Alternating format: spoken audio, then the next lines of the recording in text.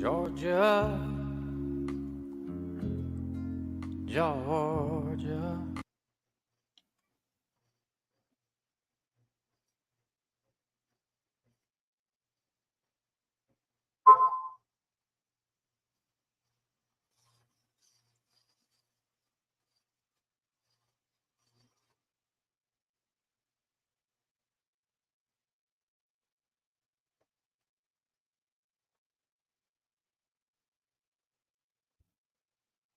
All right. Hello, shooters, loaders, and casters. Welcome to the Georgia Shooting Connection Friday night live stream.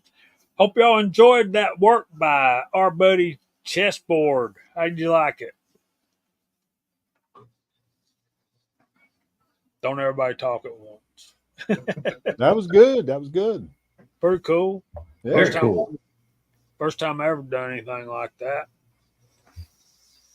Hope everybody's had a good week, and hope everybody. CW's he's got echoing real bad, and he's doing a restart. So hopefully he'll come back on here in a few minutes. We need his expertise. He's our cool hand, Luke. He gets us out of trouble when we get down a rabbit hole and can't find the ladder to climb out.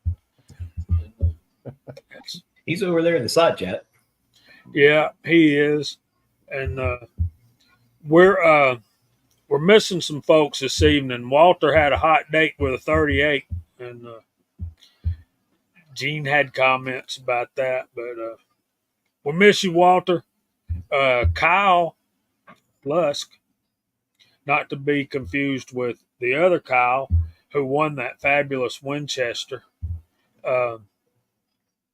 Ain't that cool? Kyle has a job where he's working on Friday nights now, so we'll probably be without Kyle for, I guess, until further notice. What can I tell you? So we might be a little short-handed around the Ponderosa here. Excellent work, Chessboard. Thanks for that. And we'll work on the next one. He did another one with Ray Charles instead of Willie Nelson. And I said, I love Willie Nelson, but he ain't no Ray Charles. So there's that. Plus, he's Ray Charles is a native son. So let's go around the room, see what everybody's been up to this week. Hot Pot, what have you been doing? Thanks for having me on tonight. Proud to be part of this illustrious panel, and no matter how small or big it is. Let's see. Went back to work this last week, sorting ye old brass. Found some really cool stuff for what's Hot Pot got. So we got stuff for the next few weeks coming up. Other than that, man, I'm just ready for a great chat tonight. So what about down below me, Scotsman? What you up to? Oh, not much, man. Just working like a dog. Other than that, man, I'm good. Working on trying to get Willie's press up and running.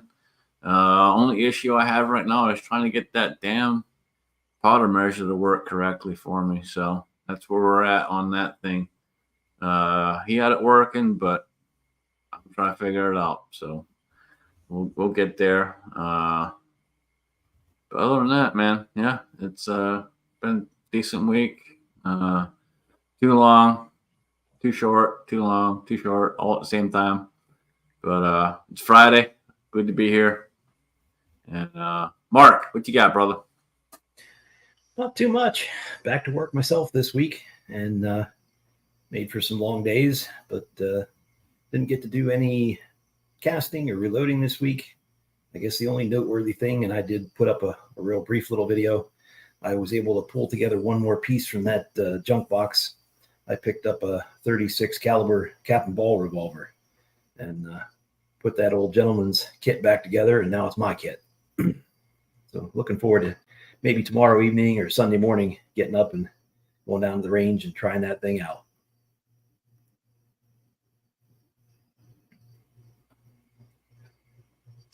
Pretty cool. Pretty cool.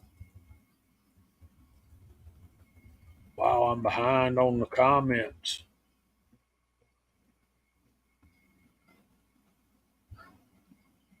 So we got a couple of topic ideas. Did anybody bring? Anybody else got any topic ideas? Um, Howdy, Six. You know, it's Labor Day weekend.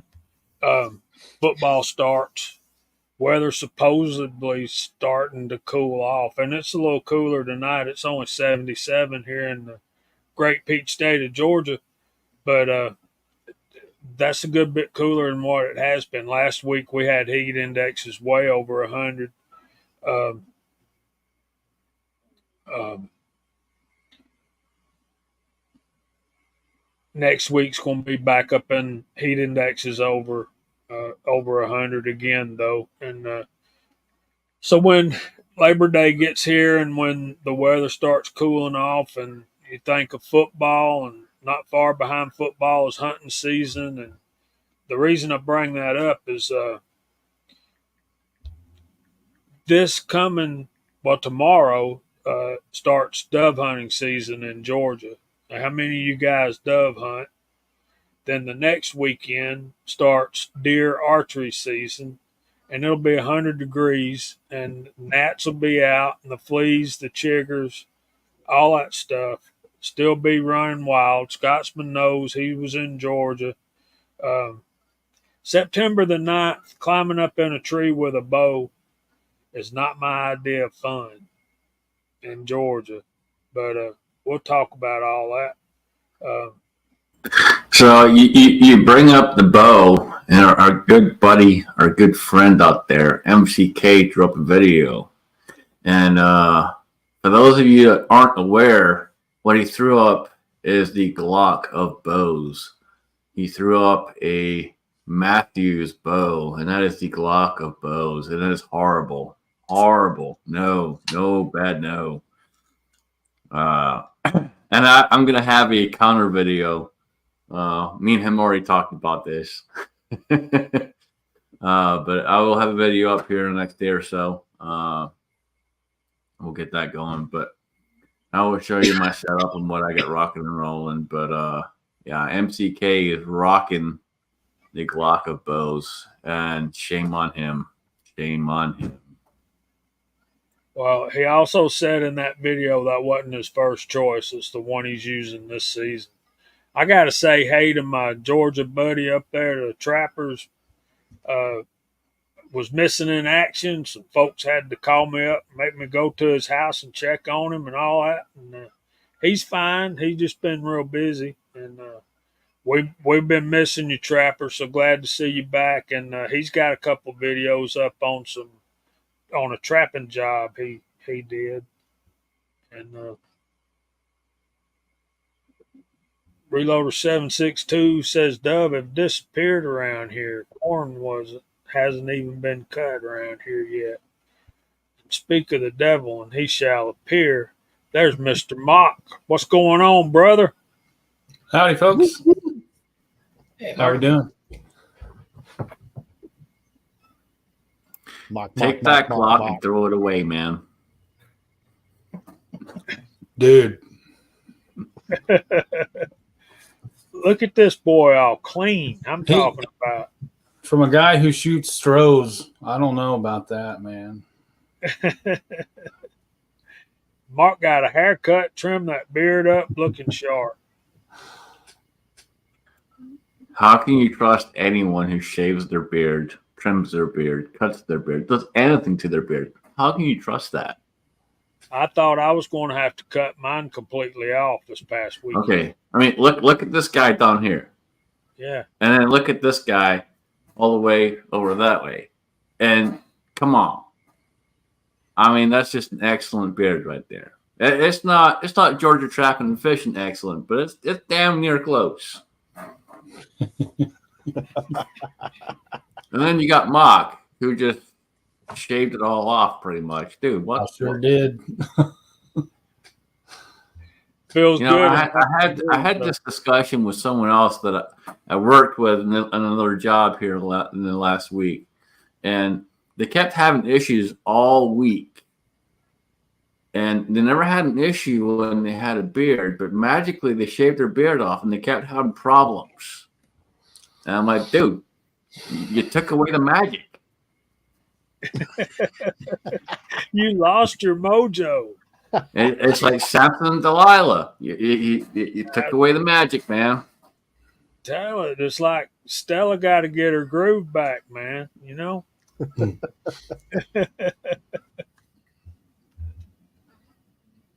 Don't ever cut the beard. Bad. Look No, at bad, Mike, no. the rebel. We taste soup 3 days after you eat it. Okay. We'll be here when you get done, CW.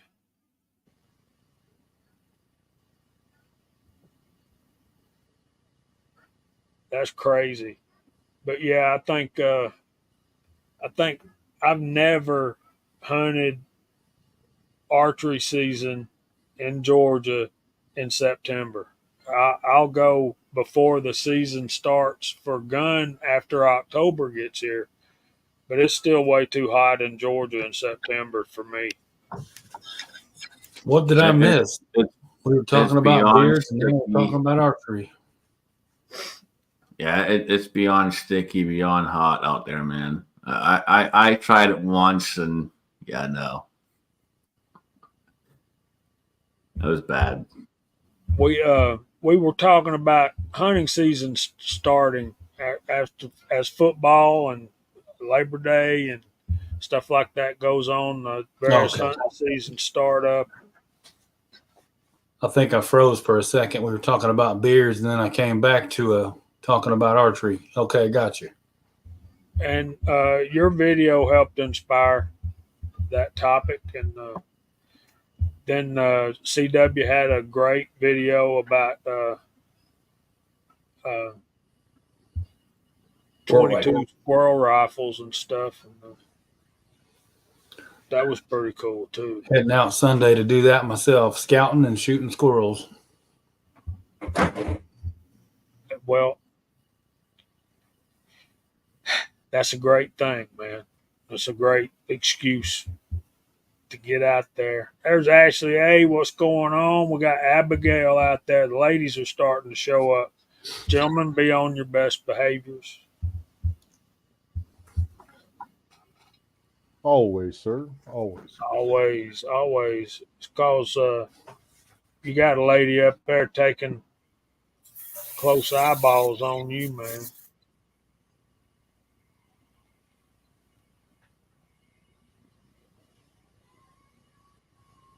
So Mike's first kill was with a recurve. I got a bow I need to get y'all go get, and y'all can tell me if it's any good or not, and all that kind of stuff. 6-shooter Texan. Grandson plays his first game for West Texas A&M tomorrow. Hey, Miss Kitty. Awesome. That's going to be fun. Are you going 6? I bet you are.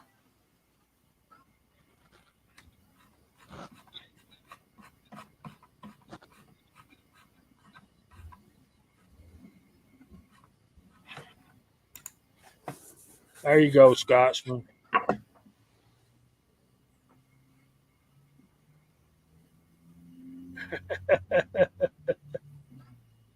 Dude, I'm telling you, man.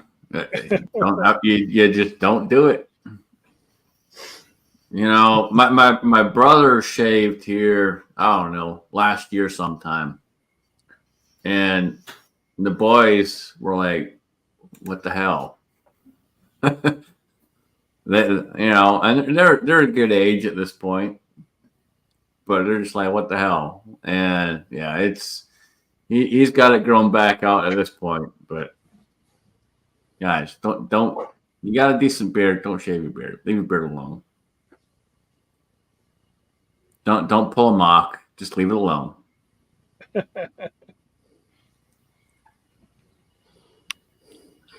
There's power in the beard, fellas. There's power in the beard.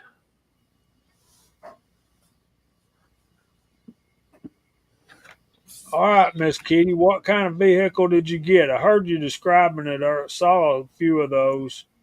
Walt's got a Catalina goat.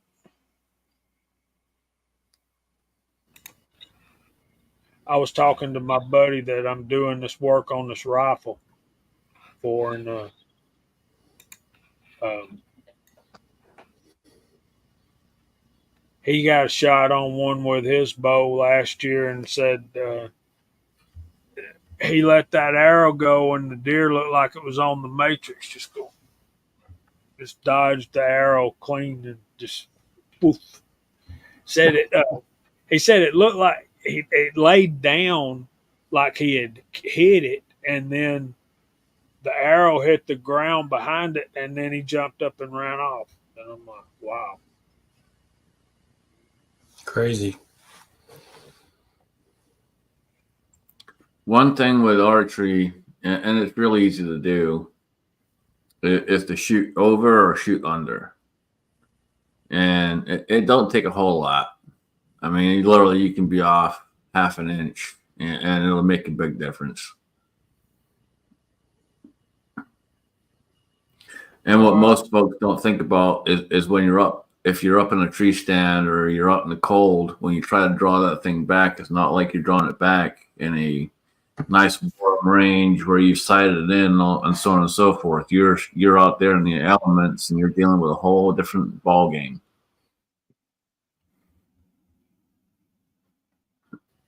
It's a different world. There's no doubt about that. That sounds pretty nice, Miss Kitty.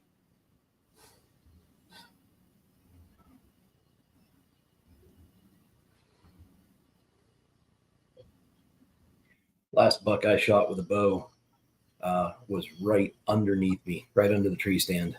I had to lean out against my strap and bend, and I shot high and it hit it right in the spine, and it paralyzed it, so it dropped, but it wasn't really bleeding enough to die quickly.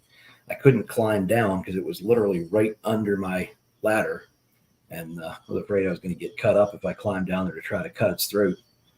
I had to put another one into it and wait a good half an hour just sitting there looking at it, feeling horrible. But yeah, it ended up being done quick enough. You know, bad shots happen, and the one issue I have with that is a lot of times you'll see these archery shows or these other shows out there, you know, in the hunting shows, and they only show the good kills. They never show the bad kills, you know, or when they do, they're like, well, you know, this and this happened and so on and so forth, so it's okay. Well, things happen, yes. But at the end of the day, show what they did. Show what's going on, like you didn't work. You had to take another shot. You know, you felt bad about what you had to do, but you had to do it, so you did it. You know, a lot of times on these shows, they don't do that. They don't show that stuff, and they just show the excellent shot they made, and you know, it's ridiculous. Well, let me tell you something from a real deer hunter's perspective. What you see on those TV hunting shows are for one thing and one thing only, and that's to sell products. That ain't real life, baby. It just ain't. Sure ain't. That is that's a guided hunt on managed property, put out there to get you to pay money to go to that place and hunt their property with their guides. And a prime example would be Bow Hunter Die. Bow Hunter Die, and I'm not sure if Mark or anyone else is familiar with this, but Bow Hunter Die came out years and years ago. We're talking back in 2012, 2011, somewhere in there is when Bow Hunter Die came out. And they were a small outfit out of Illinois. And within about 2 years, they had all these different sponsors and so on and so forth. And all it went from showing you raw footage to buy this, buy that, buy this, buy that, buy this, buy that. That's all it was. That's all it's ever been since. I definitely didn't watch any of the TV shows, archery, hunting, anything in general. TV just not come on for me in my house. But now YouTube, I got a couple good channels that I follow. And while it's 80% good, they show the bad too. There's a couple channels that kind of show you what it's like, even in the bad times. Or they stretch it out, and show you the long-term video of not just a kill shot or something. And you don't see a lot of products in their videos. It's just some boys having fun. And there's some good stuff. You just got to look around a little bit. All right, so I'm poking fun at you, man. So go ahead and tell folks what you got and what you're shooting right now. Well, I got one of the top 3 bows ever made, a Matthews. I mean, there's just no argument. Finally, PSE and Bowtech quit exploding so people can trust them nowadays. Somebody told me about Stroh's. I've never heard of a Stroh's archery. I don't even know if they make them anymore. I thought that was an old beer company that went out of business. It's actually Struthers. No, but I got a Matthews VXR, and it's about a 4-pound bow. Good friend of mine moved into a new one, so I was able to snatch this at a decent price, and he helped me set up my arrows. And it was already dialed in for him. We made a few adjustments and got it dialed in for me. So it's pretty fun. It's pretty cool. The one I had last year was not going to make it another season. The string was going to end up popping, so I had to let it go. So it's a good one. He's shaking his head. You basically got a hand-me-down Glock is what you got. Prove me wrong. Hey, you know what, man? If you shoot one, you have good luck with it. That's awesome. I applaud you. I do. But I will tell you, in all my years of being in the archery world, and I was in the archery world long before I was in the gun world, folks. Target or hunting? Matthews had a lot of problems. Target or hunting, because we all know it's purpose driven. No, I was in both. I dealt with both. I've built. When I first started back in the day when I was doing this, I learned from a gentleman who had been in the industry for well over 40 years, and one of the first things he taught me was how to build my own string from scratch. So I know how to make my own strings. I know how to make my own string jig, the whole 9 yards. I've done all this stuff over the years. Trust me, some of these things that have been out there are not what they seem to be. So just be careful what you shoot, folks. It's a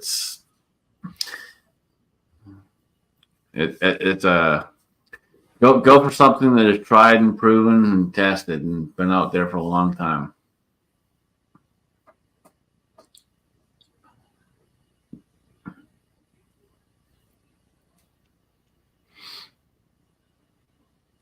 This thing any good? What you got there, Jamie? It's a Browning Nomad 2. It's wood. And Is that a 50, 55?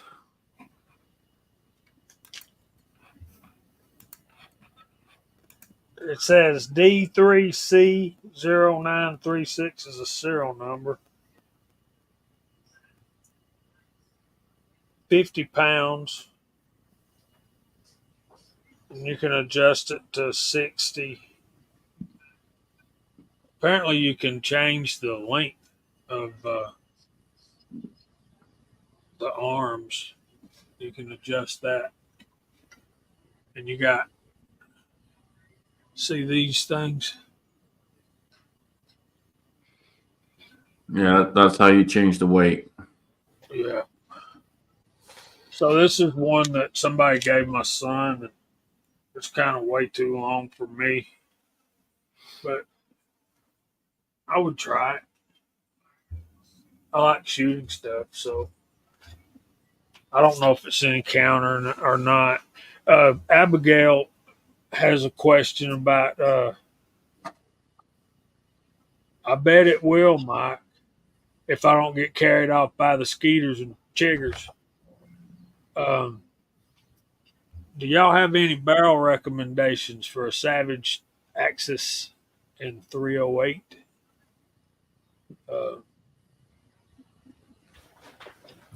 What's a good barrel company? Yeah, Well, it's hell, an old, Jamie, you know a good company, man. You got your 350 Legend.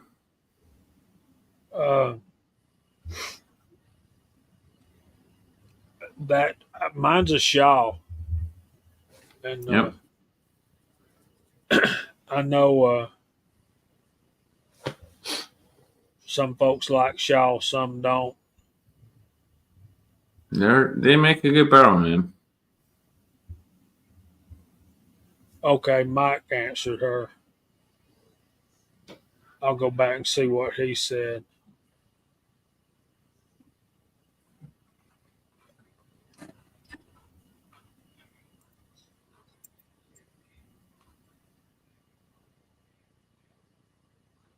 CW, just turn the thing off and turn it back on, brother.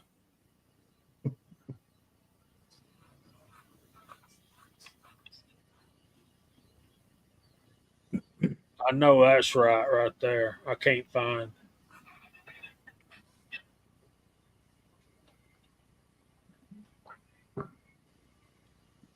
So for anyone that doesn't know, and this is what he's trying to tell you right here, the government is trying to change the rules to where if you try to sell a gun privately, you will be classed as an FFL dealer and they will come for you. So just be careful, folks.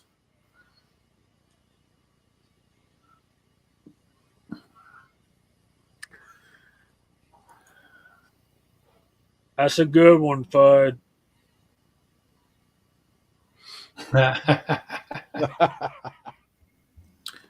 Vanessa, actually, a dealer is considered 20 or more a year. That's what it used to be. It used to be 20 or more a year is what a dealer used to be. And I say every gun owner should apply for an FFL and flood their system, hopefully shut it down. now they're trying to make it where you're all criminals. So It's what they want. No matter what we do, they want us to be a criminal overnight. 2 a.m. They make a decision. Don't broadcast it or share it. right. Anyway, we're talking about hunting, right? Is that what we're talking about? No, I'm with you, man. Flood the system, man. Blow up the system. Play offense. Quit playing defense and play offense. Period. No one understands that.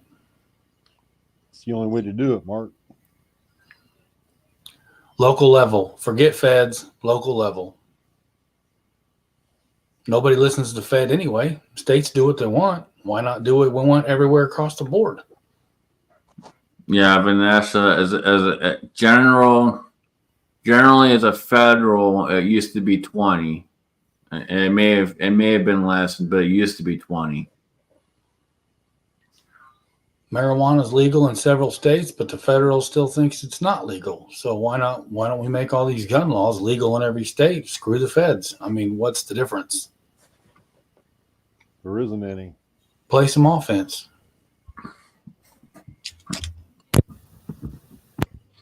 Those politicians don't know there's money to be made supporting gun guys. They just don't know how much they could make. Well, they're already in tight with everyone else. They don't care. Yeah, they're scared to lose the popularity contest. They already got their votes, man. They're not worried about anything else. They're only worried about their vote. Yep, they're locked into that pension. They don't care. That Bama dad's right. Every time you turn around, we got new gun laws. That's what I mean. If we flood them with offensive moves, keep them busy, keep them scrambling. Why are we always scrambling for them? I think we need to really step up and start pushing All right. ourselves. Let me address a comment here. So Mike Hester, just flying under the wire. Mike, no. I'm fucking tired of flying under the wire, brother. Screw that shit. These people have got to realize that we run this country, not them. We do. And that's where we got to draw the line. They keep trying to take everything from us, and we have to draw the line. So flying under the wire doesn't cut it, dude. I agree 100%, but did you not remember what happened in COVID? They had control. Oh, I remember, brother. It's coming again. They had control. What do we do? You know, it's right around the corner. Yeah, they're going to do it again. I've heard by December we'll be in lockdowns again. It's going to be by the third week of this month.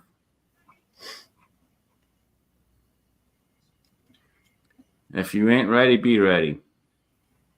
But I'm telling you right now, guys, you got to step up. You got to stand up, and you got to fight back. You know, that you cannot accept this stuff. It's not something you sit back and accept. A couple of years ago, I almost lost my job. And if it comes around again and it happens again, which it's gonna be close to where I may lose it again. I'm still gonna sit there. I'm still gonna fight. I'm not gonna sit back and be told I have to do something when I do not have to do something. I agree. And if they want to fire me for it, good luck. I will see you in court.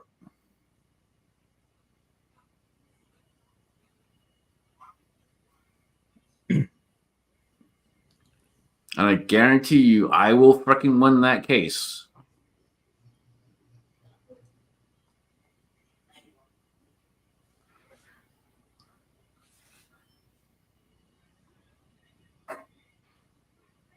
There's Kyle Lusk.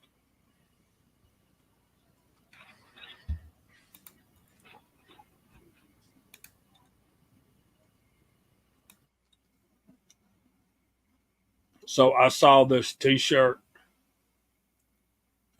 black shirt like Mark Thomas has on it.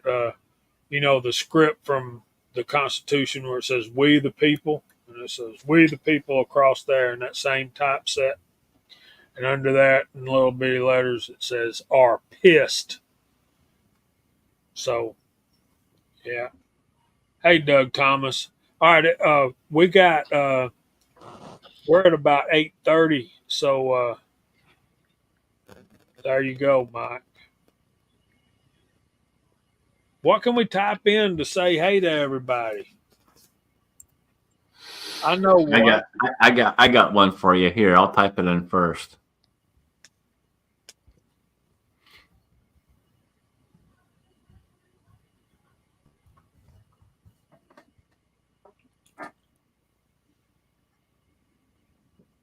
There you go, Mike. There's Idaho Rogers. What's going on, buddy?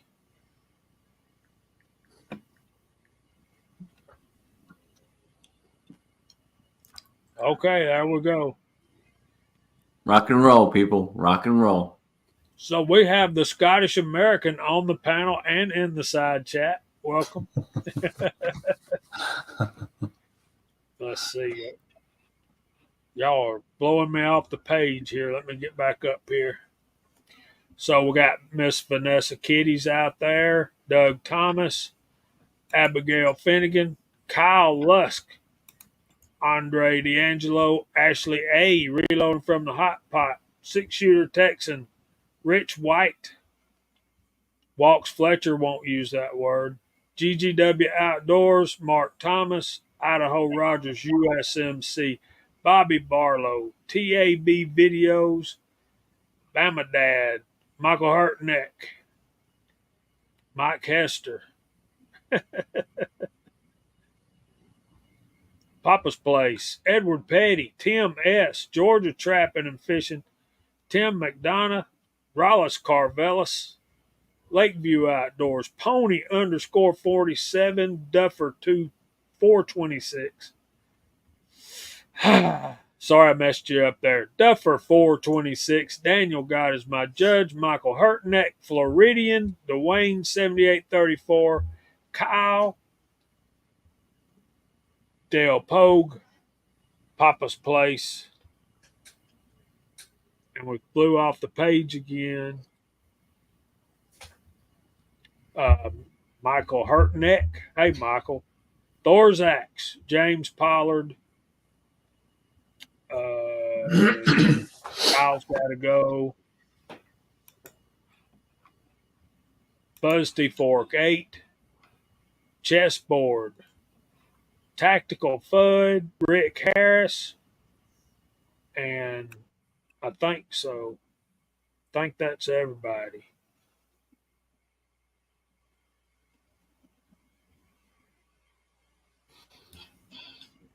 And Fuzz says that we are not anti-government. We are anti-corrupt government. Well, one is the same around here. Yes, dear. Can I go to bed until it's like 9 o'clock? Since Yeah. it's the week. Boy, it's been a while since I heard her talk. She sounds so much older for some reason. She's Growing 8. up, Jamie. She's in 3rd grade. She's 8 years old and keeping teachers on their toes, boy. Oh, man. Thanks, Chico. There's my brother, Chico Wise. Bailey's 6. She was upset the other day, crying because she wasn't a millionaire. It's like, where did you even get that?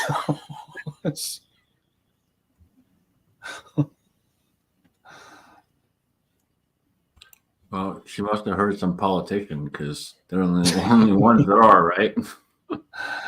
Oh, man.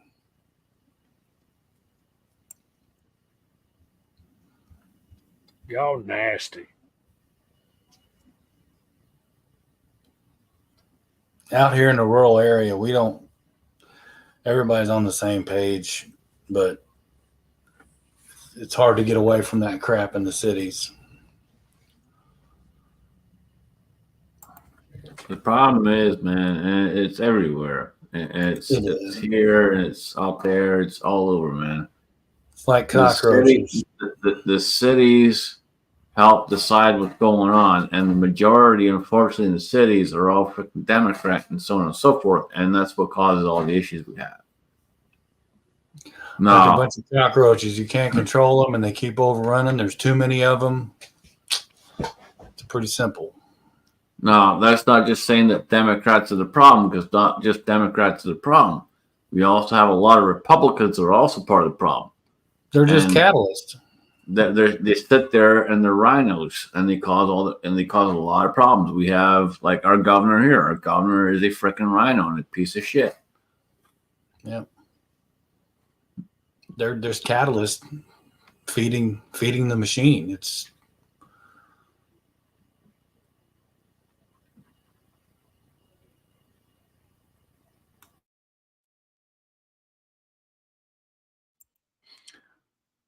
If Yeah, y'all but haven't yeah. woke, if y'all haven't woke up to the Matrix, here you are. You're welcome. Pick your poison, people. Is that me or StreamYard? What's going on? Probably me. Can't get a break.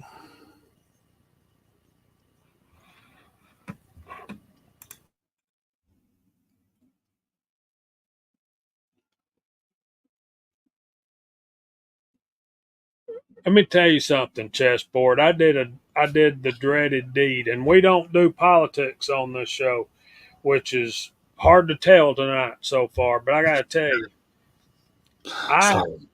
I went to the trouble of adding up all the taxes I pay the other day. You don't want to do that. You will run No. your sick. No bad no. I know. let me address Mike Hash's comment. You want to throw it up there? If I can find it. All right, Mike Hasher, I'm right there with you, brother. And I will tell you right now, man, I got no quarrels. I will sit there and I will fight all day long. And they ain't gonna like what I gotta say.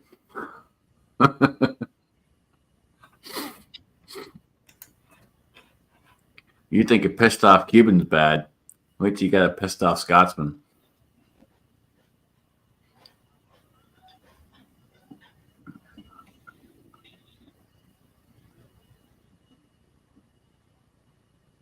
What's the difference between socialism and communism?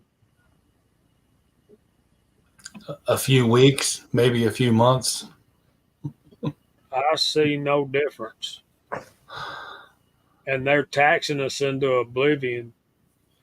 I tell you what really woke my mind up is that song that guy put out, Rich Man North of Richmond.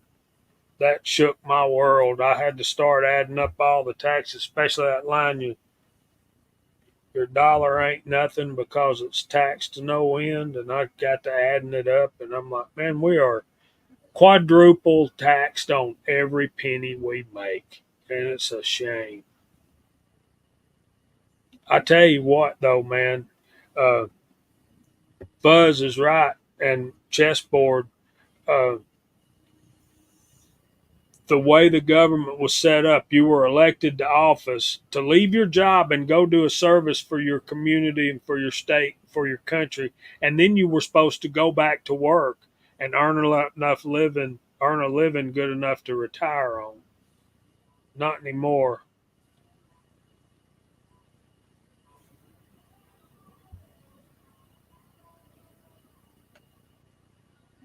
Hester's Scottish too, man.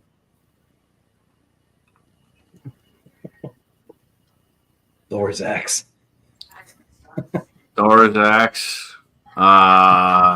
Man, I love you, brother, but I swear to God, I'm gonna frickin' drive there and kick your ass. No, not the same by any means of the matter. It's not. Two different continents, man. Two different continents.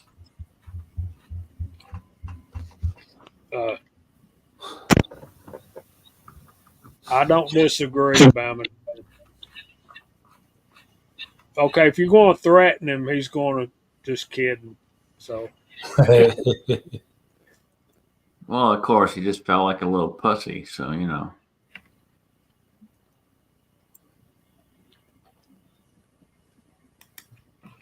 that'll be interesting.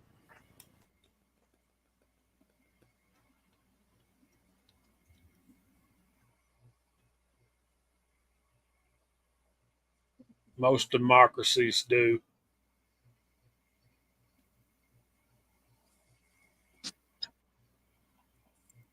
Michael Abigail, Hurtneck. Michael Hurtneck is right on it. Stop sending our money to frickin' Ukraine.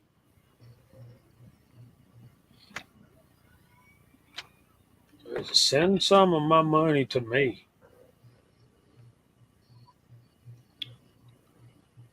Okay? If you're taxing me to where you got enough money to send money anywhere else in the world, then you're charging me too much.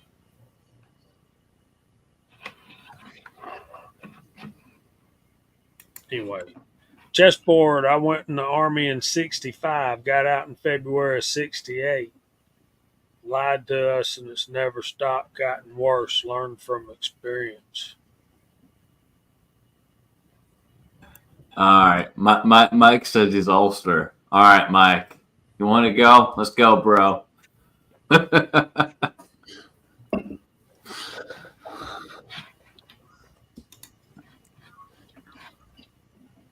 I know where you're from.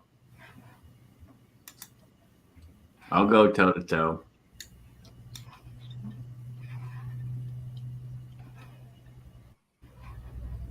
There's Viejo out there saying hi.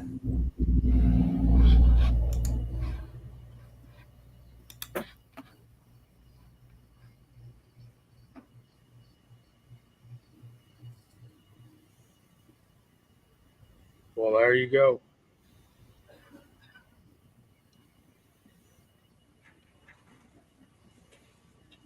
All right. So does anybody at all still hunt doves? Back to our.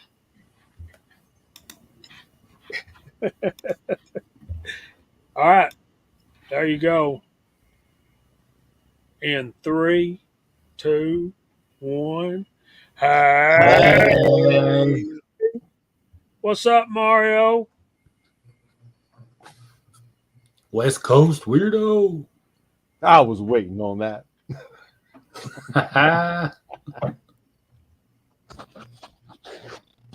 My man out there on the West Coast, soaking it up. Papa's place ain't hunted doves in over 30 years. I can't keep up with y'all.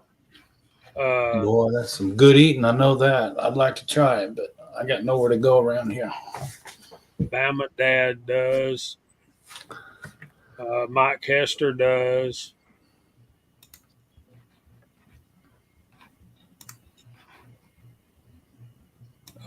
Georgia Trapper and Fishing's going tomorrow. That's opening day for us. It's going to be hot, buddy.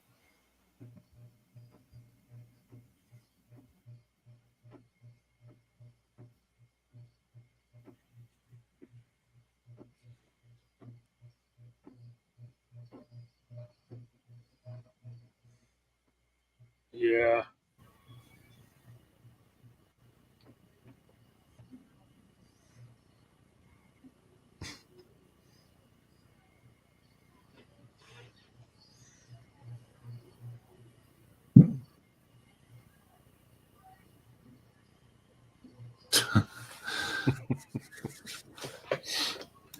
That's a good one, Mulder.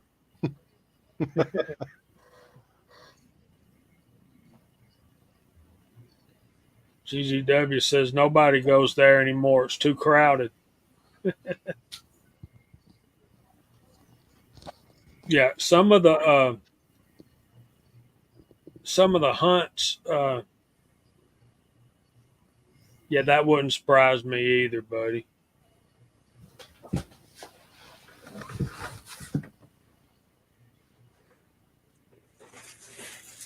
That's fun stuff right there, Bama Dad. If you can hold up the shoot, what are you shooting doves with?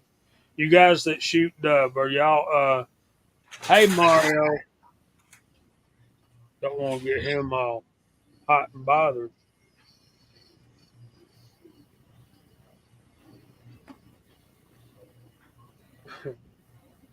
Well, there you go, Abigail. There's something you can rely on.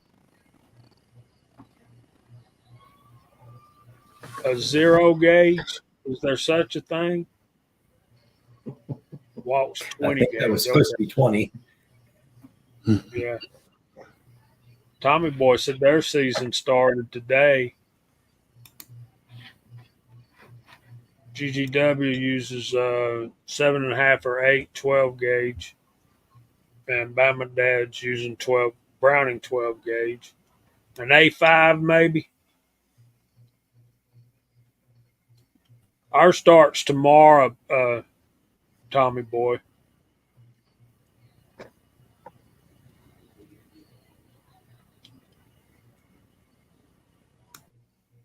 And Superman here shoots dove with a single 6 and rat shot.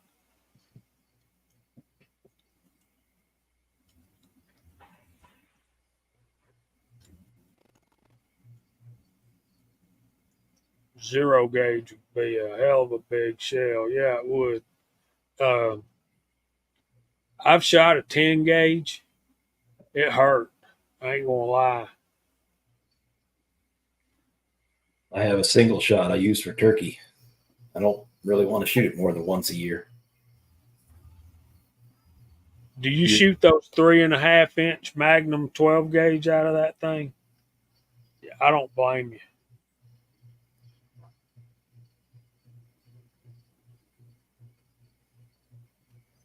So you best not miss, huh, Mark? Right. And actually, with that thing, it's not really a problem. I bet not. Man, CW, I wished I could come up there and get my hands on that computer. I'd beat that thing into submission.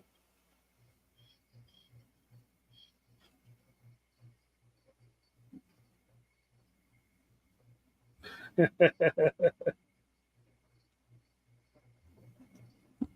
at there. I shot him. That computer would take one look at your beard and go, okay, I comply.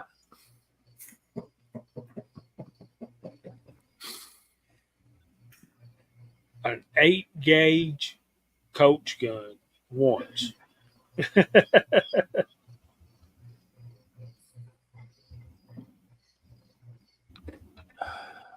I've seen a lot of 10 gauges, but that's all. I ain't seen no 8 gauge.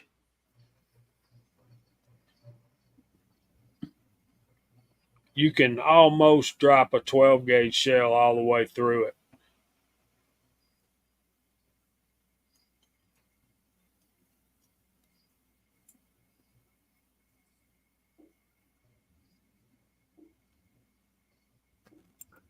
That 10 gauge will rock your world, man. Yeah, it will. I watched this movie called Appaloosa. Some of the guys on here, and one of the guys in that carried an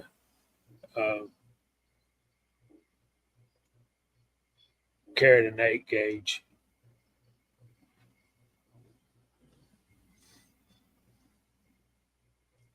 Come on back, MCK.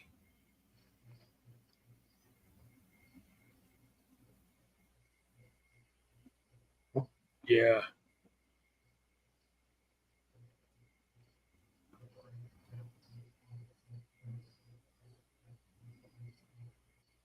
Abigail, I've got a Stevens that I'm fixing to rework.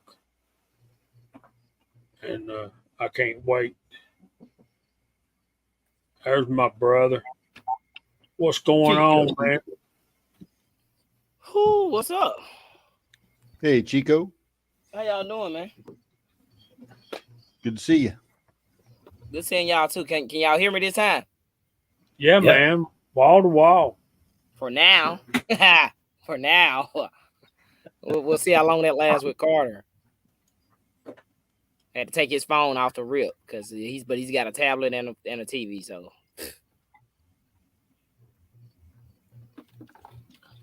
There we go. That's a little better. Look at that. MCK's still seeing circles too. It seems like all of us had a problem tonight. Gene. Side chat, how y'all doing?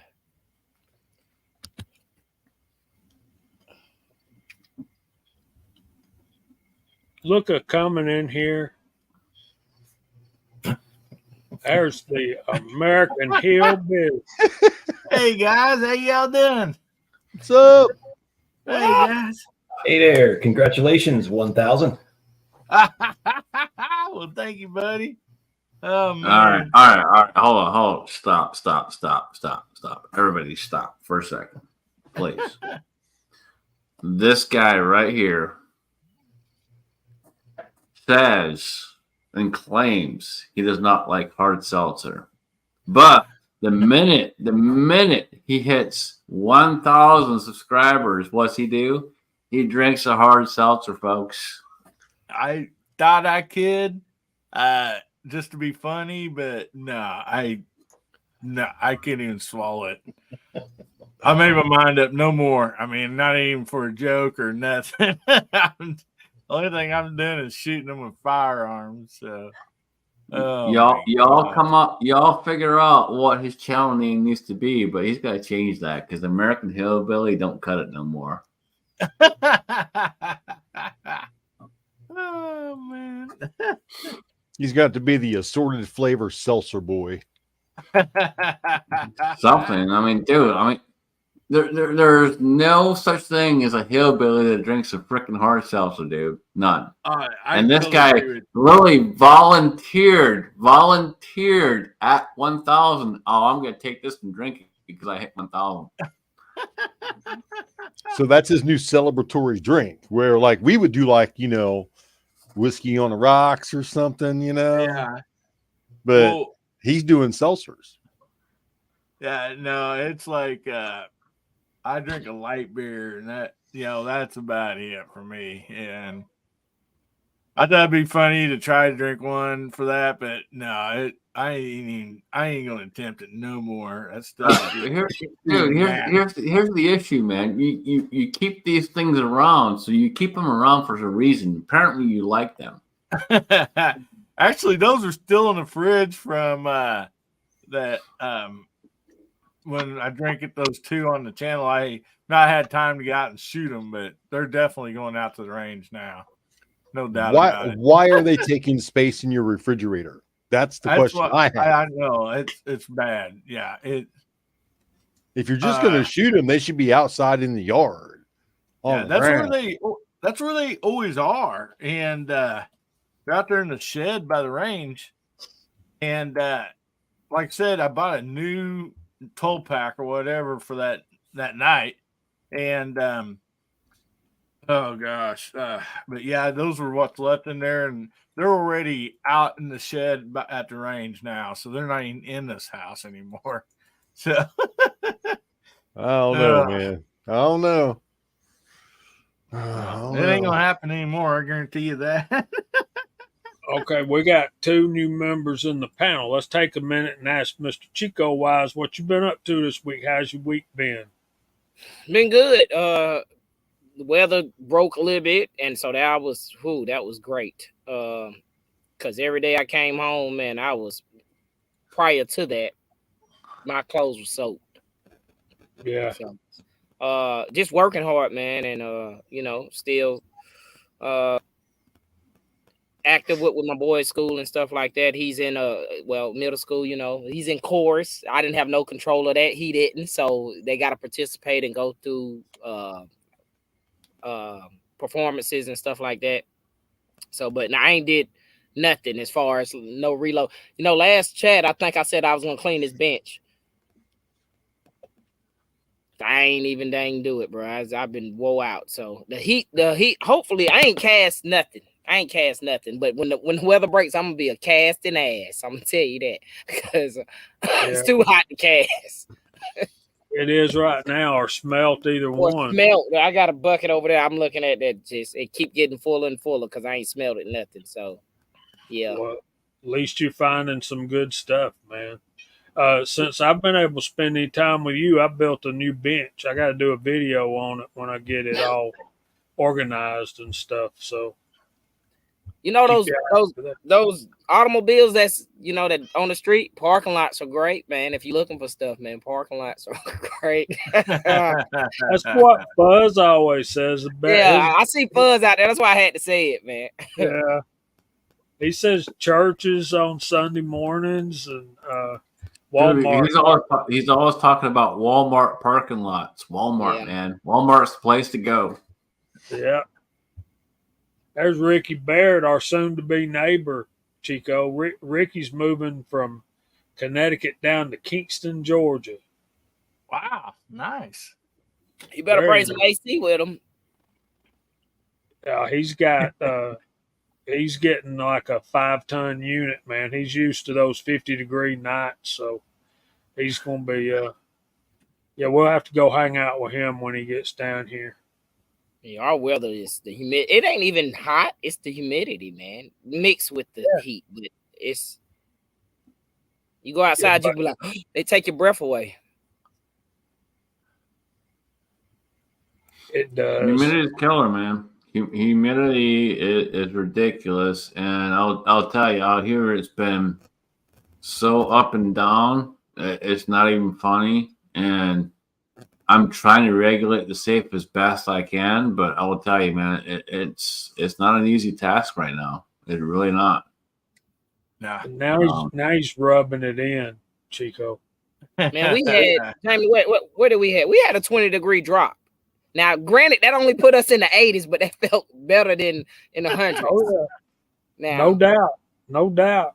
And I'm pretty sure it was because of that hurricane. It ripped up It was. Florida and South Georgia. yeah, we had rain for 3 straight days, and I was like, it's coming. The weather is finna cool off a little bit. So, And but Alabama still did.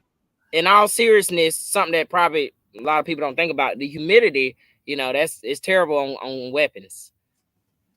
It is. So make sure y'all change your desiccant packs out or give your gun an extra layer of penetrating oil or lubricant to keep the humidity, keep the rust from forming. So yeah. So to Ricky Baird, with all due respect, and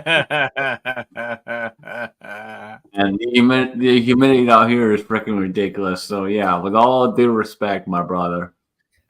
Oh boy. Yeah, it's bad like in the morning before the sun even really comes up and you're outside, it's 70 maybe, in the 70s. It should feel nice. But by the time you walk across the parking lot, you're already sweating, Yeah, when there's no dew on the ground in the morning, it's gonna be rough. Yeah. When you can leave the window down in your truck and go out and climb in it and don't have to wipe the inside of the windshield off, you're in for a cooker. Exactly.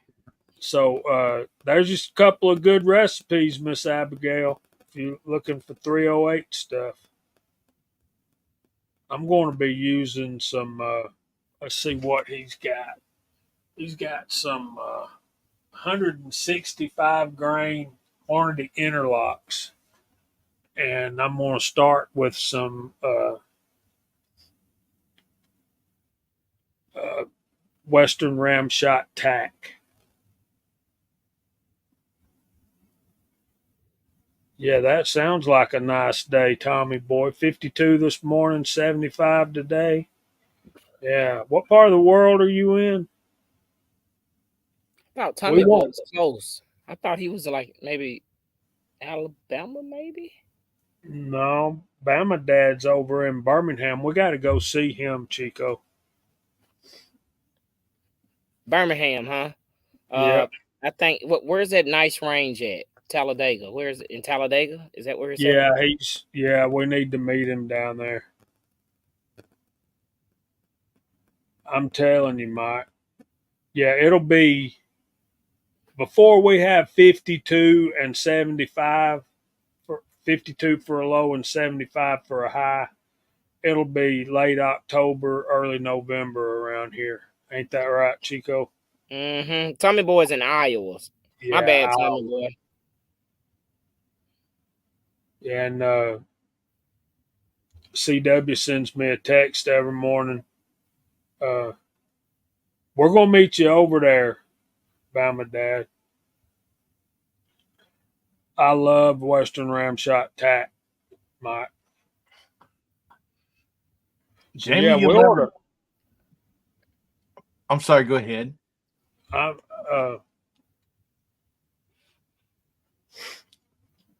was going to say, you'll never guess who's playing at the outside amphitheater about a mile and a half from my house. Toby Mac, the Christian singer. Yeah. So, we'll later on jump on the 4-wheelers and go down trails with the wood and listen to it, or sit over here on the hillside and listen. But kind of cool. I think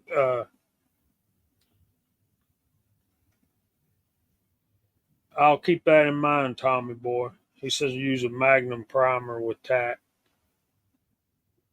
I've used it in 35 Remington and it shot great. And I don't remember if I had a Magnum primer or not. What is that? Who makes that tack? What company? Western Ramshot. Ramshot. I got some Ramshot stuff. It ain't tack though. It's maybe Silhouette. Is there a Silhouette they have? That's a pistol powder. Yeah, pistol powder. They make Silhouette. Yep. Yeah. Yeah, Silhouette's a pretty good powder. I just ran through 2 pounds of it and shot really good, very consistent. We've got all that RAM shot at the shop I work at. See, Yeah, this I know I got some of that. this is probably a topic we should cover. But there's a thing with fine powder like tack and small pistol primers or small rifle primers, the small primer pockets anyway. Uh, they in cold weather they can fail to ignite. You'll have hang fires or failure to fires. Uh, but if you use a large primer case, it's not as bad. And 35 Remington is a large primer. It's not one of these where you can. I have that too, but I like the tack better. The Shooter's World Tactical Rifle is very good as well. It's a little bit cheaper. It's easier to budget wise. I definitely have some of that. Yeah. That's good stuff too. But I think for 308, that's what I'm going to start with is one of those two and some. Well, I had them out here, but I didn't put them up. I'm rearranging everything in here, trying to get organized. Who's got some man, what is it? Damn, what's the name of it? I can't think of the name of it. It's hard to find right now. It's been hard to find. It's good for Varget? suppress. No, I got Varget. It's the donuts. What is that? Oh, Trail Boss. Who got trail balls? That's what I want. I want some trail balls. Why do you want Trail Boss? Man, that was my first. I first shot that with 300 blackout suppress, and it just worked great. But then I got some messages that was like, "You better hold on to that because it ain't damn being made no more, or it's hard to find, or whatever." But I haven't found it. Chico, I got a 4-pound jug, man. I'll hook you up, man. Do you really? Yeah, I got a 4-pound jug. I'll hook you up. I have a small jar. It's 9 ounces. You're welcome to that. Let me tell you, look, when I first bought that, powder was still available, but I had never tried it. And then when I got in the 300 blackout, that was the preferred load, and it just, it works. And then I think Papa's place. I picked it up for a light 44 Magnum and a light 45 Colt, but I still haven't even got there yet. Yeah, when I picked it up, powder was still on the shelf, so I just was like, let me grab this. You know how when stuff was available, you might buy a pound here. Well, and that's what I did, man. I picked it up because it was there. So, but if you need some, I got you. Yeah, I put it away since I think CW and Papa's place told me. They was like they stopped, and Mike Hester just said it. They stopped making it, or they ain't making it. And they haven't made it. They haven't made it since COVID hit back, a few years ago, and here we are again, and they're going to come up with more BS coming up. So just be ready, folks. It's coming again. So if you don't have things put in place, get things put in place because it's coming again and it's coming fast. So be ready. Yep, I've heard that too. 43.20.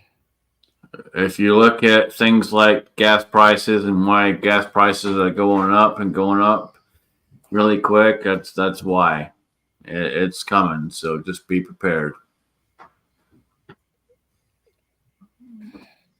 Well, that's crazy extremes, Abigail. That is, yeah. So, Hillbilly, what's your favorite Toby Mac song?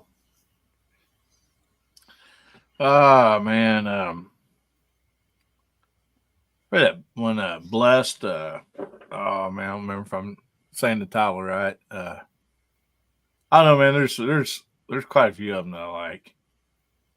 Mine would be "I Am Redeemed."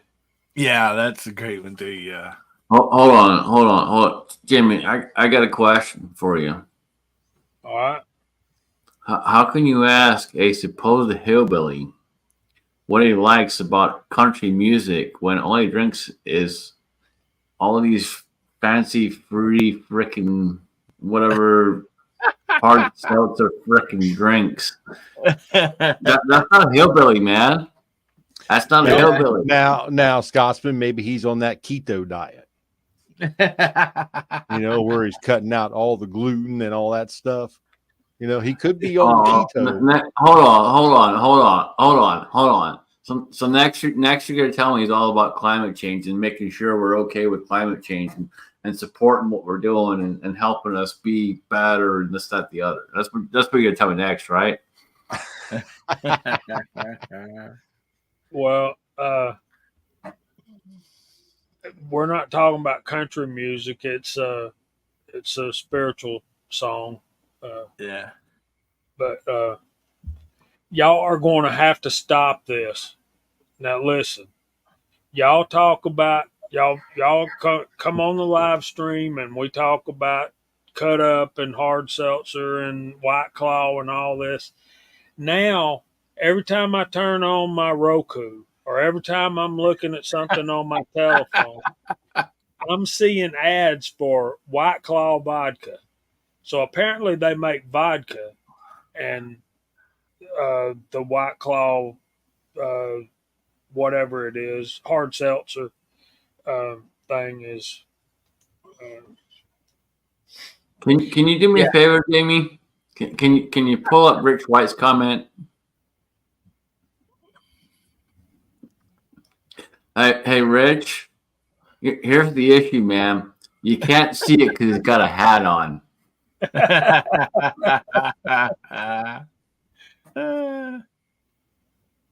No man bun.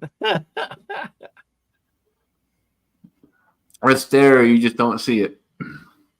Yeah. There you go. It's long. It's getting long enough. I didn't get my second summer haircut, so it's a little longer than what I like. Abigail, I would respectfully disagree because I'm older than you, and I think you can ask 6-shooter Texan out there, and he'll agree. Real country music died in the late 70s and early 80s. I was gonna say the late 60s, but what do I know? You can go the 70s and 80s. That's what I was thinking when I read that comment, Jamie. I was thinking, man, you got to go back a decade or two. 60s, 70s, man. Yeah. I think it was the late 60s for real country music. Yeah. Don't get me wrong. There's some good songs out there from the 70s and 80s, but real country was back in the 60s, man. Real country was Tammy Wynette, Jeannie Seeley, Merle Haggard. Yeah, when I was leaving the job today, man. They're having a what is it? It is a country music festival. And they were out there, and I was like, I need to go over there and party with them folks because they have some good old times. But I was too tired. That just doesn't work. I don't know these. Y'all may Turnpike, something, Cody Jinks, Cole Wetzel, Jamie Johnson, and 30 other countries' hottest artists. It was a big deal up there. Jamie Johnson's cool. I'm telling you, he's cool. This is a 3-day thing up there at the county, so yeah, it was packed like the fair. And Jamie, you know how the fair gets down here in Cobb. Yeah. So I was like, yeah.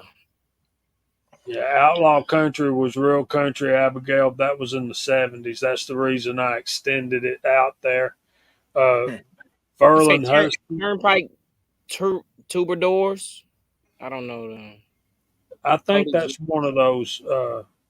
I think that's one of those super bands kind of thing. Yeah, I like some country though, definitely. But I don't know. You can't tell me no name. I can't recite no name or nothing like that. I know it when I hear it. You know what I mean? Well, here in my area, Chico, we got what we call the coon dog trials. And the fairgrounds here by my house is packed. Oh I yeah. mean, we're talking rednecks on golf carts. Oh yeah, man. Oh no, yeah. I can hang with them. Oh man. I think we're gonna go tomorrow. Buddy of mine's got a booth set up there selling guns and military surplus stuff. And 6-shooter Texan ain't wrong. What they doing to bluegrass now? Yeah, it ain't scrubs and flat, that's for sure. No, it ain't. It's a bunch of college educated musicians. Yeah, I mean, bluegrass to me was growing up was going to a family's house, and every member of the family played an instrument. And they would get together on Sundays, cook out on the grill in the summertime, and all go down inside the basement and just play, man, just sing and strum, and that was real deal. Yeah, that's fun stuff.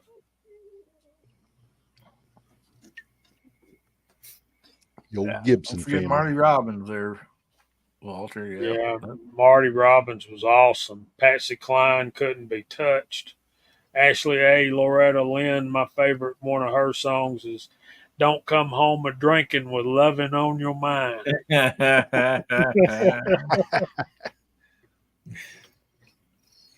I grew up on Statler Brothers, Oak Ridge Boys, Dolly, Buck Owens. Yeah. Oh, Buck. That was my favorite when I was a little shorty. Buck Owens. Love me some Buck. He had him and Merle Haggard really had that what they call the Bakersfield sound. They had their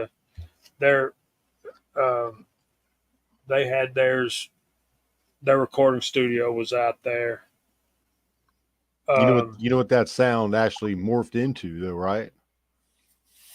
What do you think?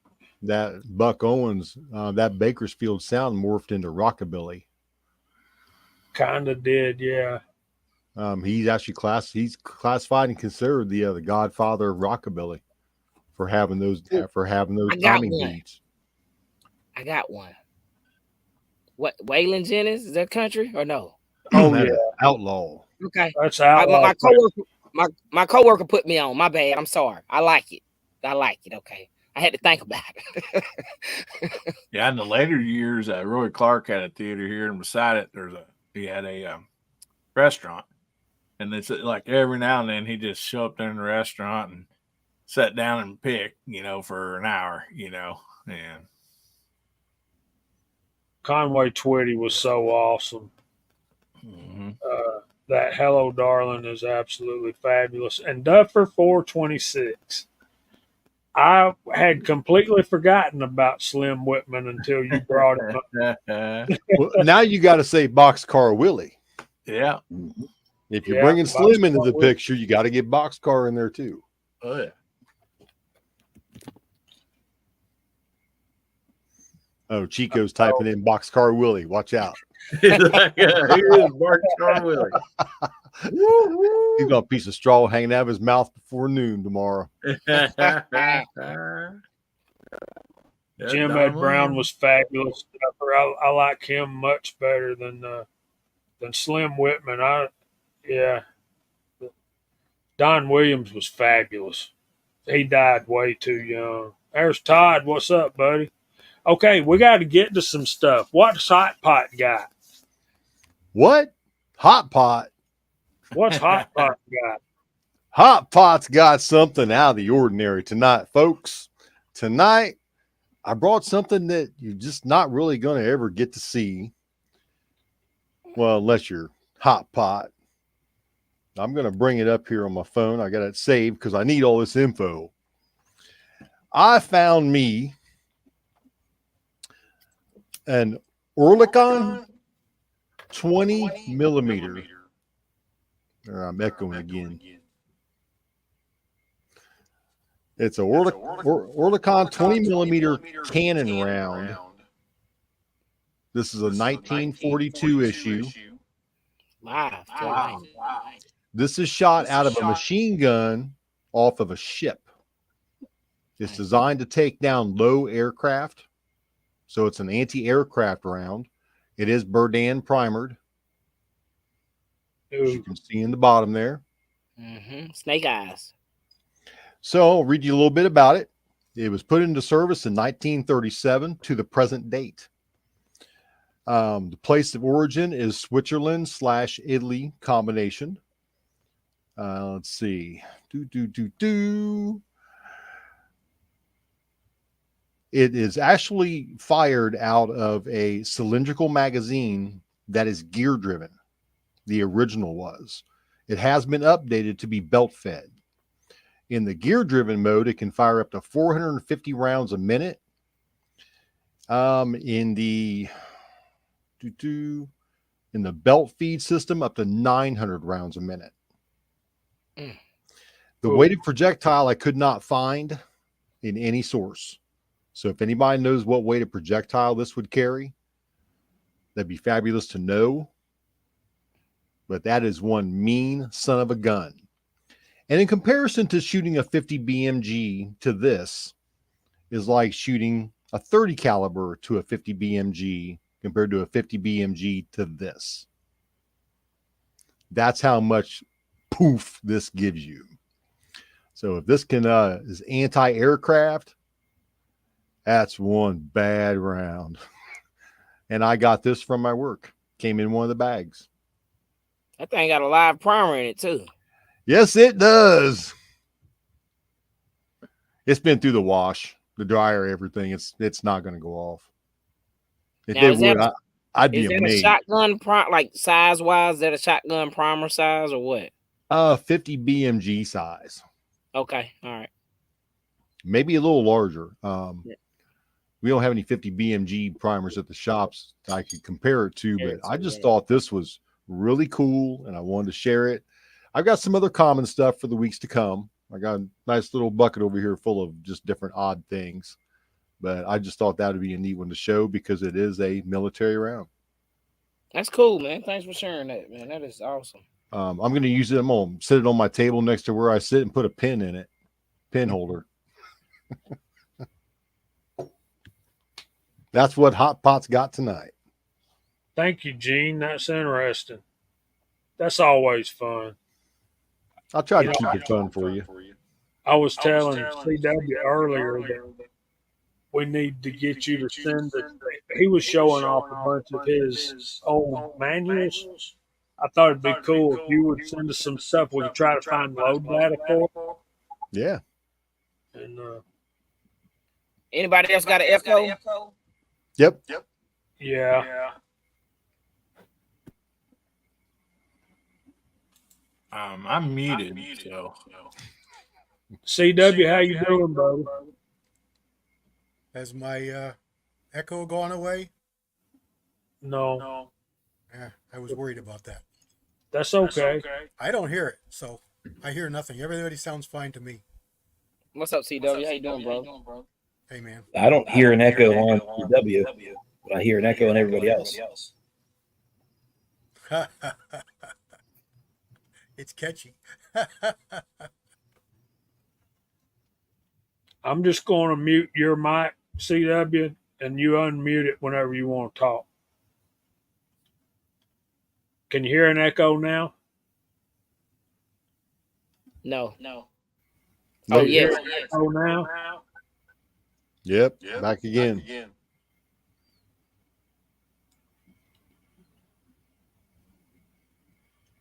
Well, Rich White, your comment out there about your son has a 20 millimeter case. I've got one that's even bigger than that, but there's no markings on it. So it's some type of, I talked to my military buddy and he said he's not really sure because that's got to be some type of, European military round. And it's 30 mil, but it is 30 millimeter, but there's no markings on it. So I don't know how to explain what it is. I need to be able to look it up.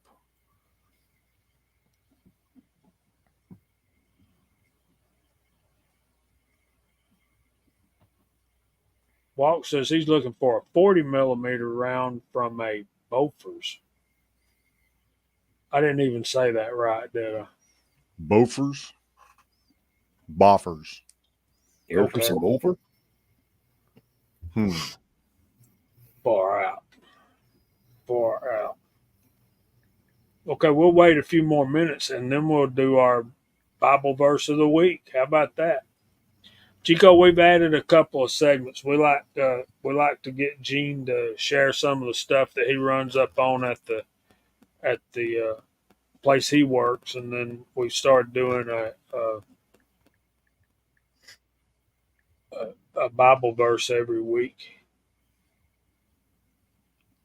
Cool, man. Mark, I gotta bring that projectile I've got. I have no idea what it is, but I know it's a projectile. I would weigh it, but I don't. I'd have to take it to some place and have it put on one of those big old industrial shipping scales to weigh the thing. It's at least 20, 30 pounds. It's about that long, about that big around. And it has a hole drilled in it, and then the hole is threaded, so you put the nose back in there. I don't know what you put in it. I'm sure somebody does.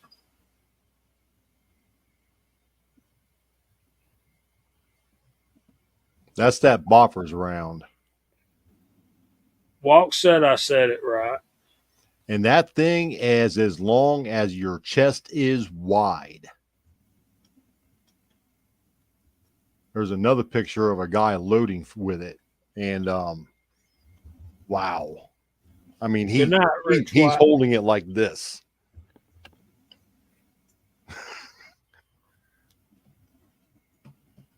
Mock's seen that thing. Is that the right one? 1,500 grain projectile. Whoa. CW, put that thing away.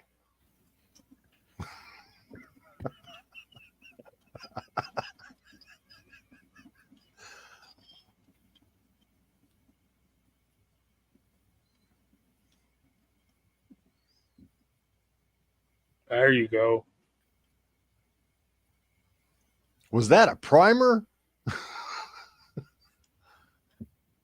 Was one. Hey. Triple Look extra at large. that. That's about like the projectile I got. Only that one's bigger than the one. What do you shoot that thing out of? That's a howitzer round, I guess. I shoot those out of my high point.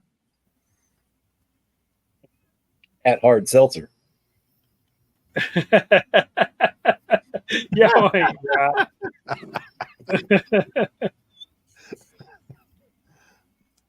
After you pull the trigger, what hard seltzer? No kidding.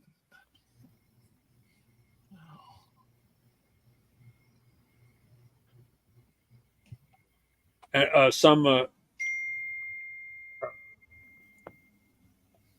3-inch and 5-inch casings from my first two ships. That's pretty cool. I'd like to see that too. Wish you still had them. Battleship cannon, yeah. Ricky was on those things, y'all.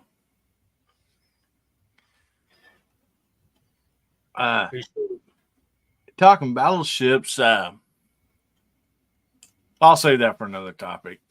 It might turn into something longer, so never mind.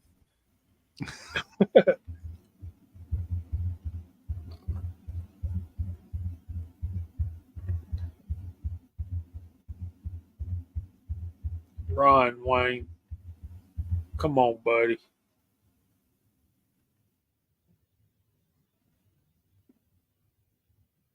Yeah, I think those, James. I think that one that CW had. I think that's even too big for a tank.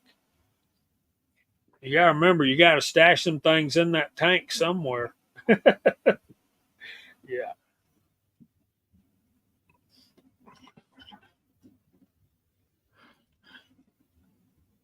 So imagine what one of them would do to a dove. It'd be bad, wouldn't it? Well, it appears only CW is capable of stashing that thing away. Apparently. I think you shoot one of those within 10 feet of a dove, it would still kill it. That's held the, an awfully the nice. dove 10 feet behind you. I held an awfully nice lever gun today. I was tempted. Winchester Model 94, a saddle ring carbine in 38-55. Oh, And man. it was beautiful. Oh. What kind of price tag did that have on it? One that I can't afford. I think it was 850, closer to 900. It was up there. Yeah. But If it's in that good a shape, that's a decent deal.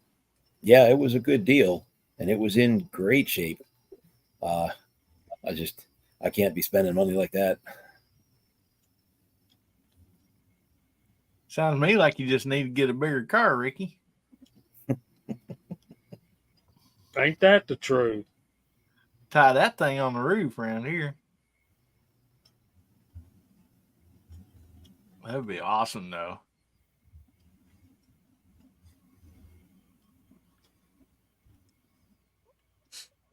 All right, here's a BMG 50. And the primer is 300 rather. And here's a 20 millimeter.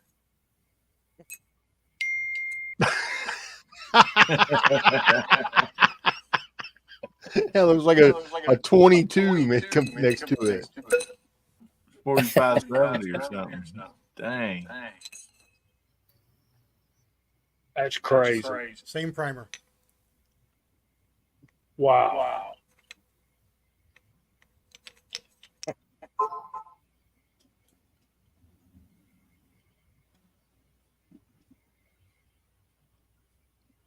Get all that right. Yeah. Yep. It's big. Knowing CW's Chrysler got the original box it came in, too.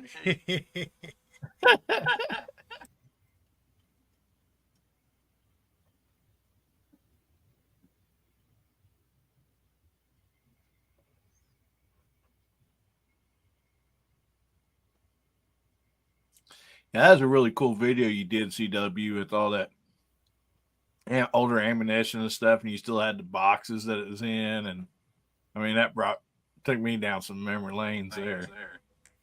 Yeah, I got piles of that kind of stuff. Comes from years of being in the industry. So, Mike, I had my hands on a Marlin 94 and 44 mag the other day, a couple of weeks ago, and I was impressed. Ain't impressed to buy one yet, but they'll be by the time I get up enough money to buy one, they'll have all the bugs and kinks worked out of those suckers. I can't wait. What's that, Jamie? A Marlin 94 and 44 Magnum. Nice. What barrel length is best for the 308?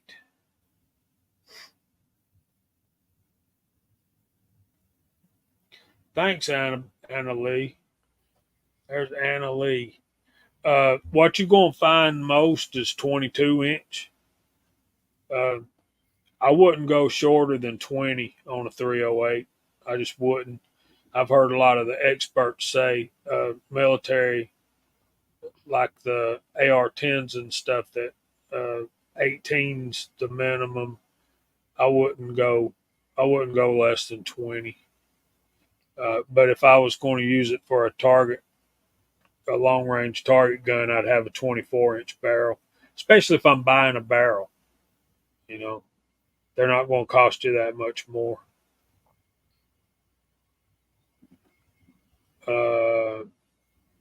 Mike says 24 to 26.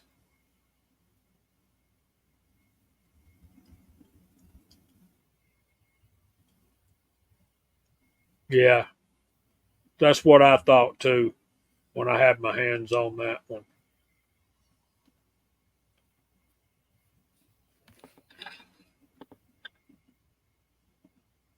Walk says 24. Abigail, when I would shoot the barrel that come on the gun until it started giving me problems and then rebarrel the thing and go premium. That's just what I would do. All right, let's do this. And I don't have it.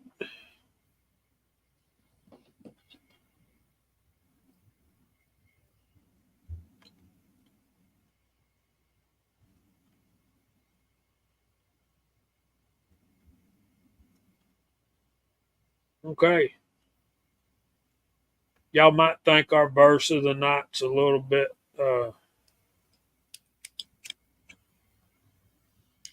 we're going with some old school gospel right here, folks.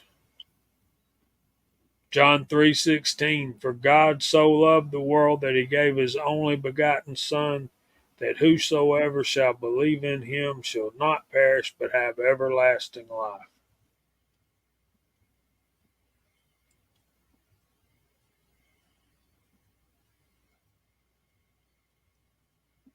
That's the foundation of our faith. And we'll get into some Roman stuff later. Comments? Simple, direct, to the point. Yes, sir. Have faith in Jesus Christ.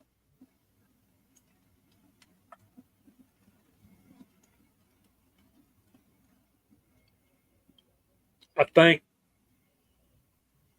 it goes more than head knowledge, though. I think whoever believeth in him, I think you got to believe. There's Chris from the 740. What's going on, brother? I think. What happened, Chris? Go ahead, Hillbilly. Oh, saying hi to Chris.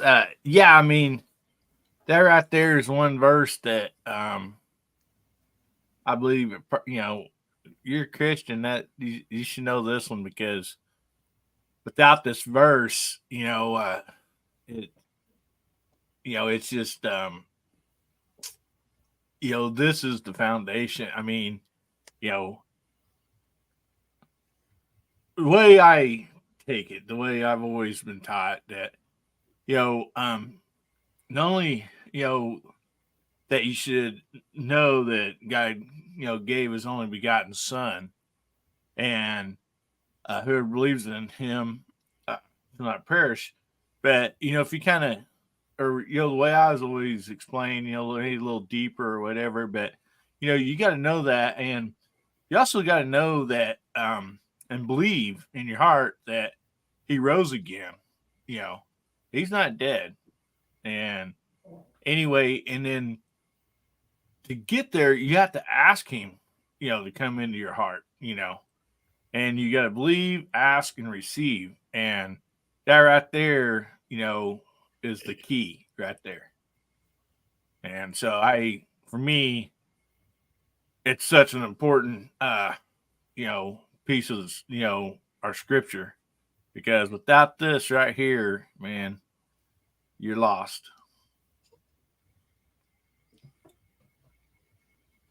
Yeah, I think more than just head knowledge, it's a matter of the heart. If you believe that Jesus died on the cross and he was risen from the dead the third day, and you believe it to the point that it changes your life, I think you can know where you'll be for eternity. I don't think you have any doubts of anything about it. But I do think it goes beyond just head knowledge. Yeah, and it's that simple, folks. I mean, if you want to become a Christian, then this is the key, to having everlasting life. with the Lord. So Yeah, and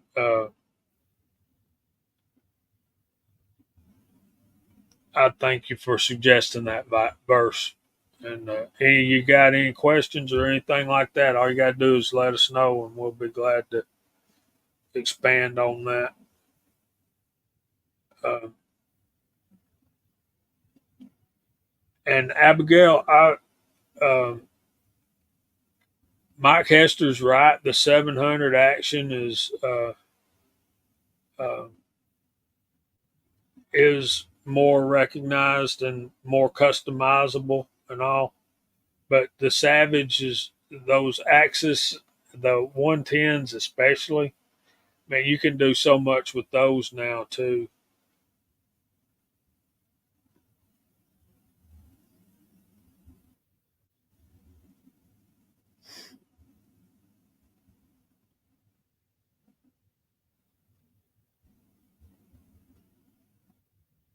The only problem with Remington 700 triggers is fixed with a $100 trigger, $200 trigger, whatever you want to spend on a trigger. And if you're building a custom rifle, you're not going to leave a factory Remington trigger in it anyway. So that's a moot point. And not just that, you can get a Remington 700, uh,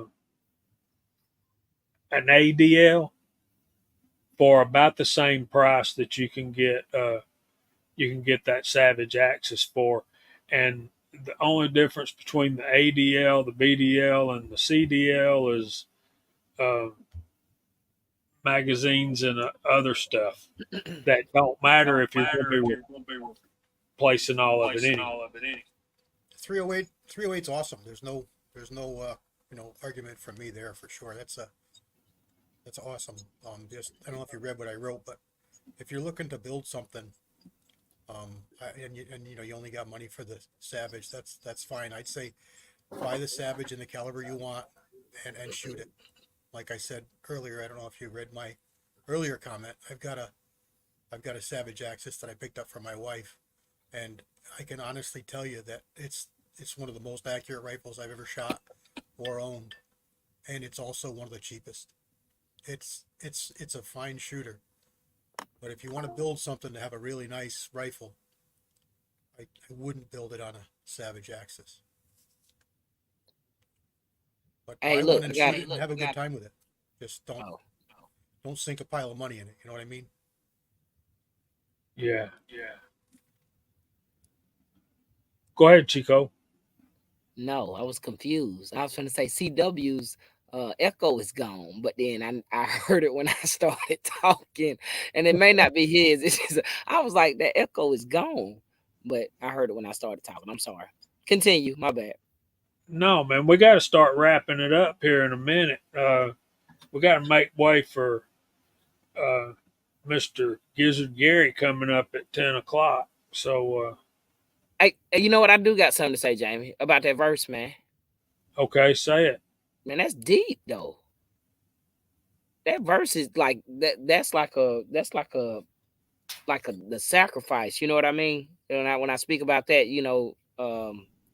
it's almost like to me sometimes a little bit like he gave his only child, for the world, right?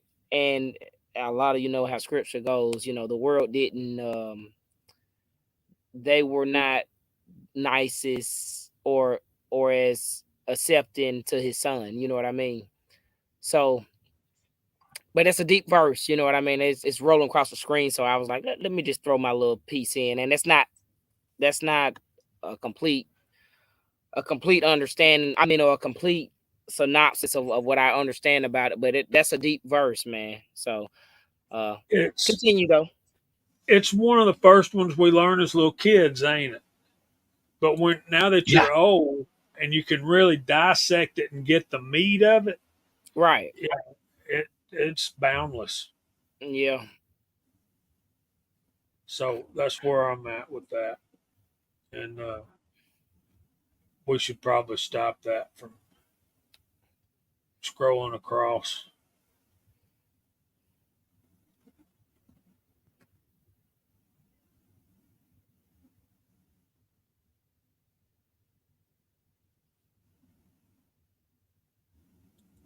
One more quick thing on that. Just going off what you said, Chico.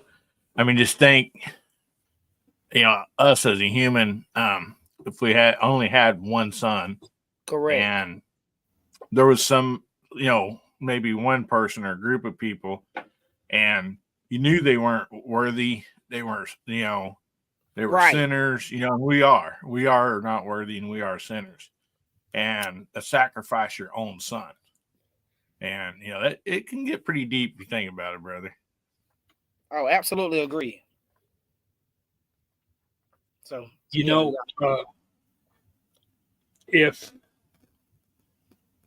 he knew that I was the only one that was going to accept him and be saved, he would have still came just for one. And that's hard to wrap your head around. Yeah. So Yeah. anyway, we got Chad Kelly sighting out there. What's going on, buddy? Howdy, Chad.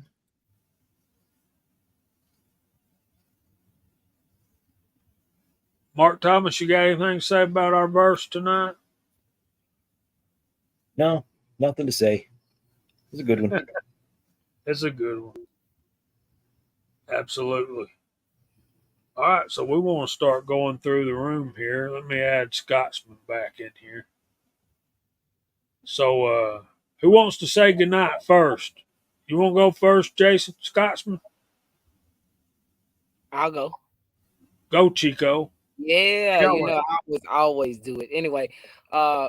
guys and girls, thanks for another Friday night Georgia Shooting Connection. We appreciate y'all being here. Sorry I was a little late. But all the comments, questions, concerns, y'all know where to send them to. Up there to that gentleman. Y'all know the email. If not, Georgia Shooting Connection at Gmail. We appreciate all y'all being here, spending y'all Friday night with us. And if you have any other topics in the future, that's where you can send an email to. But we appreciate y'all. And that is it for me. I've got some stuff I got to do this weekend, but it's more of like maintenance. I got to get this bench together because I got to load some ammo up for the fall season shooting so I don't be stuck doing it the night before. So thanks for being here. I appreciate it. Let's go to Mark. Brother, what are you doing this weekend or what you got coming up? Well, I'd said earlier, I'm hoping to maybe get down and shoot that cap and ball revolver a little bit just to test it out. And I don't have too many other big plans on any kind of reloading. Taking my son to airsoft tomorrow morning, just enjoying a couple days off. Been great to be here. Look forward to it all week. Great side chat. Wonderful to see everybody. Hope everybody has a wonderful and safe Labor Day weekend. Thanks. Thanks for being here, brother. Thanks for having We me. appreciate you. Scotsman, you all right, man? Got plans for the weekend? Not a whole lot, man. I'm gonna play around with some presses and screw around and try and get some stuff loaded up and make a video for Mark. I gotta play the game with Mark, so we're gonna play that game. But yeah, we'll get that going. Still got the video for Midas to make. Was hoping I'd get that done last week, but never got there. So we'll get that done this week. Yeah, we got a few videos coming, but just working, doing what we do. That's about it, man. Appreciate you. Thanks for being here, man. I hope to have 2 out before I get back to work on Tuesday. Mr. Hot Pot, what you got coming up this weekend? Oh, bunches. Thanks for having me on. I want to remind everybody out there, I hit over 1 million views, so I'm doing a little giveaway. I've got a Reloading the Hot Pot t-shirt to give away and a mystery prize, which I will not show, only the winner will receive. Awesome. I got a couple other videos I got to get edited and put up.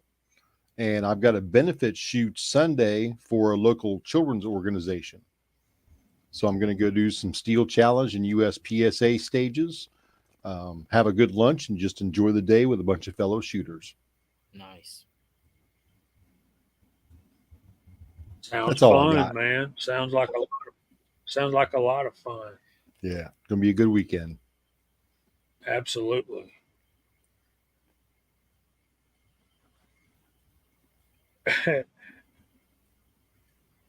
Labor Day is going to be fun. I'm going to grill something. I know that. I'm going to burn dead cow flesh on the grill. All right. CW, you want to go next? What you got coming up, Paul? Sure enough, guys. Sorry about the computer problems.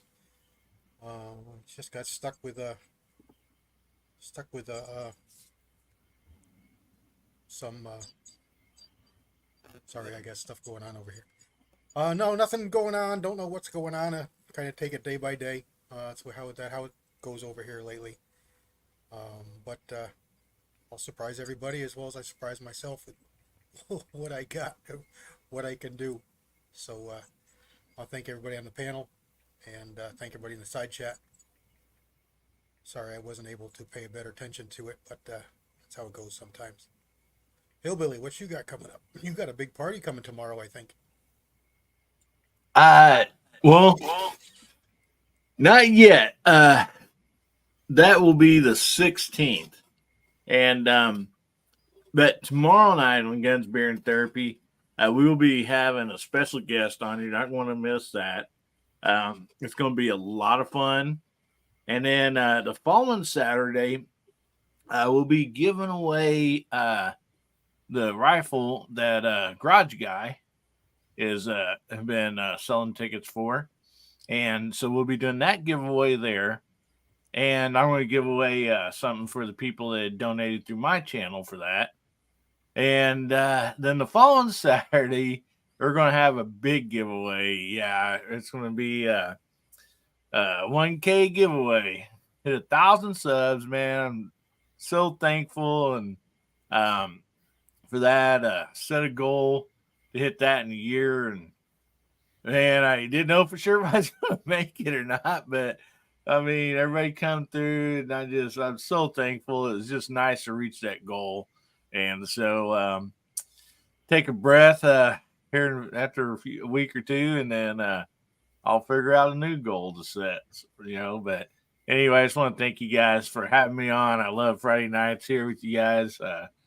Always a fun panel, fun side chat. Most usually really educating for me, learning a lot of stuff about reloading and just all kinds of stuff. So anyway, I just want to thank you all so much. I really appreciate y'all. You made it with a day to spare, bro. If I don't lose any, I thought it's kind of like Groundhog Day. I hit, 1,009 or whatever, or not 1,004.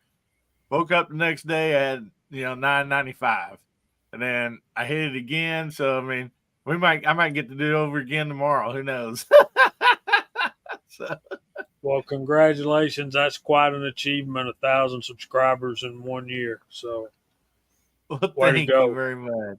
So, I guess for the next year, we're going to try for 5,000. So, go for it. I'll have to be buying a lot of seltzer to shoot. Yeah, that'd be all right. You can use all that YouTube money to pay for it. Yeah. Guys, thank y'all for being here. Thanks for joining us tonight. Thank you guys on the panel. Y'all are awesome. Y'all always do such a great job. And I just appreciate what goes on here every Friday night. We miss Kyle, but he'll be back when he can. Surely he won't be having to work every single Friday night. But anyway, I would run down who all's on, when, what, where, and how. Just make sure that I didn't see G23 tonight. Is he doing his thing tomorrow? I guess. So he'll probably be on about 3 o'clock tomorrow afternoon, or 6 o'clock Eastern, 3 o'clock his time. Football season opens tomorrow. So, yeah, that'll be fun. Let's see. We got Uncle Jim at 8, and we got Hillbilly up at 10. Then Sunday afternoon at 2. Go on out to the fur shed with the trapper, and he'll have a good fun time for you.